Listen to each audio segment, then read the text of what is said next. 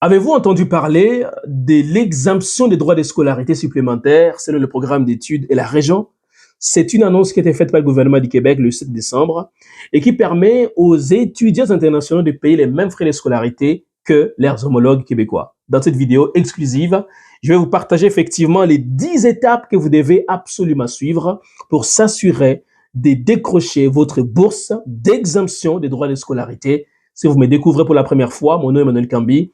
Je suis conseiller d'orientation, membre de l'Ordre des conseillers et conseillères d'orientation du Québec. Ça fait plusieurs années que j'accompagne les gens comme vous à venir étudier, travailler, vivre au Canada, grâce entre autres au cabinet. Pour plus d'informations, vous pouvez visiter notre cabinet justement, www.etudie.ca. N'hésitez pas à vous inscrire, à prendre une consultation afin que je puisse dès maintenant commencer à vous accompagner à réaliser votre rêve d'étudier au Canada.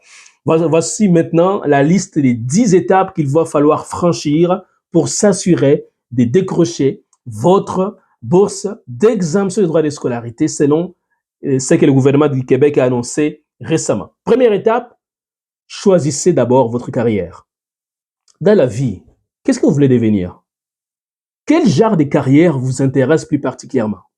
Voyez-vous, ne choisissez pas une carrière n'importe comment. Vous devez choisir une carrière en vous posant une série de questions. Est-ce que ça répond à vos besoins? Est-ce que ça répond à vos ambitions professionnelles? Est-ce que c'est un rapport avec vos intérêts, vos valeurs, vos aptitudes? Est-ce que vous avez des compétences intellectuelles pour réussir cette carrière-là? Posez-vous ces questions. C'est d'une extrême importance. Deuxième étape, une fois que vous avez choisi votre carrière, choisissez ensuite les domaines qui vont avec votre carrière. Vous savez que le gouvernement a nommé 5 domaines professionnels qui sont concernés par l'exemption de droit de scolarité, à savoir génie, éducation, santé, technologie de l'information et de la communication, services de garde éducatif à l'enfance. Ce sont les domaines donc qui ont été sélectionnés, ainsi que technologie de l'information. Je répète, technologie de l'information, services de garde éducatif, santé, éducation et génie. Donc, est-ce que le domaine que vous visez et qui se rapporte à la carrière que vous voulez faire dans la vie est réellement fait partie en fait de ces 5 domaines-là? Posez-vous la question. C'est la deuxième étape qu'il va falloir franchir. Troisième étape, choisissez donc ensuite votre programme d'études.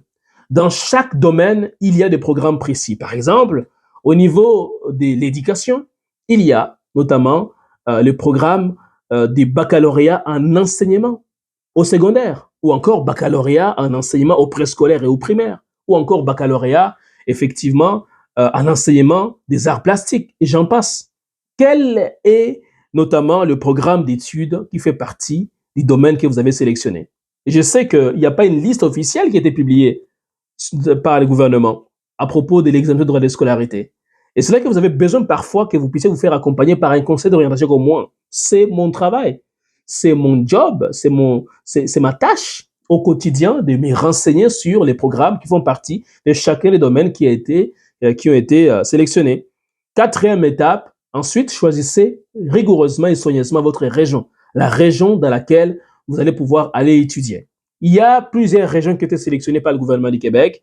Et vous savez que chaque région a sa particularité. Chaque région a ses nuances, a ses spécificités. Comment vous allez découvrir, comment vous allez savoir que telle région, par exemple la région de l'Estrie, est intéressante pour vous par rapport à la région de Montérégie au centre du Québec? Vous avez besoin donc de se faire accompagner parce que pour choisir une bonne région dans laquelle vous allez pouvoir obtenir la chance d'avoir l'exemption de droit de scolarité, c'est important de pouvoir obtenir l'avis de quelqu'un qui habite même au Canada. Ça fait plus de 14 ans ça fait 14 ans plutôt que je suis au Canada. Je connais quand même bien cette province du Québec. Cinquième étape, une fois que vous avez choisi la région, choisissez ensuite la ville où vous allez vous établir. Parce que c'est important. Il ne faut pas juste dire je vais aller au Québec. Oui, mais dans quelle région? Et ensuite, dans quelle ville vous allez vous établir? Chaque ville a sa spécificité, autant sur le plan économique, sur le plan démographique, sur le plan de l'immigration.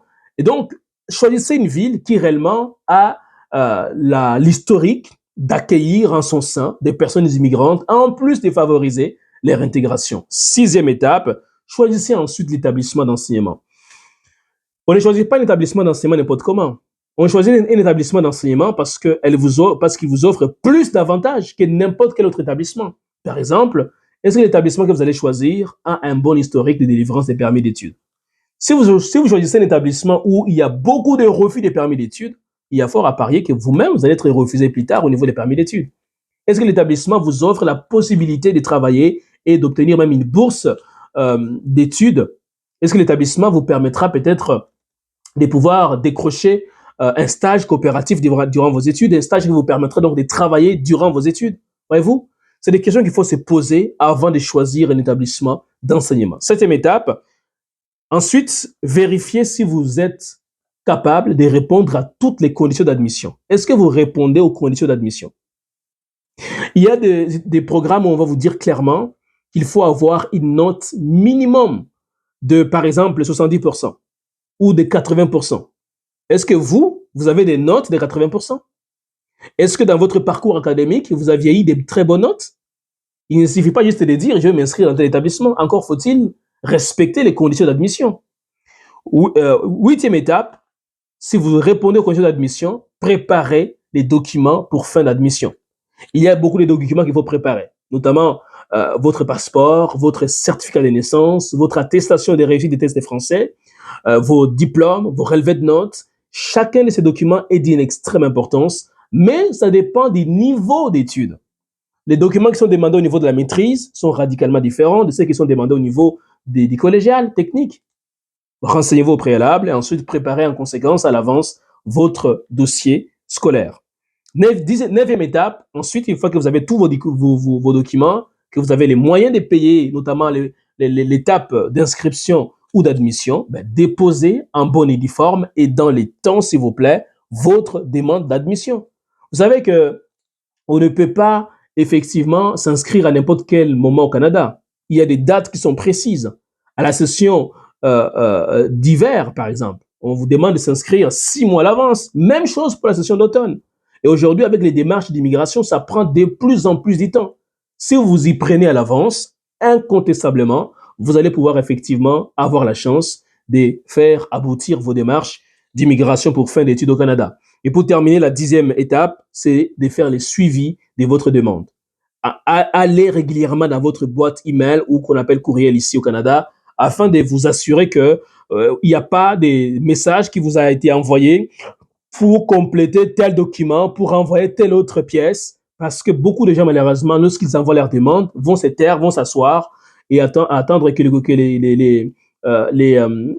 l'établissement puisse les contacter. Mais c'est pas comme ça que ça marche. Donc, vous devez surveiller régulièrement votre boîte email afin de vous assurer qu'il n'y a pas un message que vous aurez oublié de la part de l'établissement d'enseignement. Voilà donc les 10 étapes. Si vous suivez ces étapes, je suis convaincu que vous allez pouvoir faire aboutir votre projet d'études. 10 étapes, je rappelle rapidement pour terminer.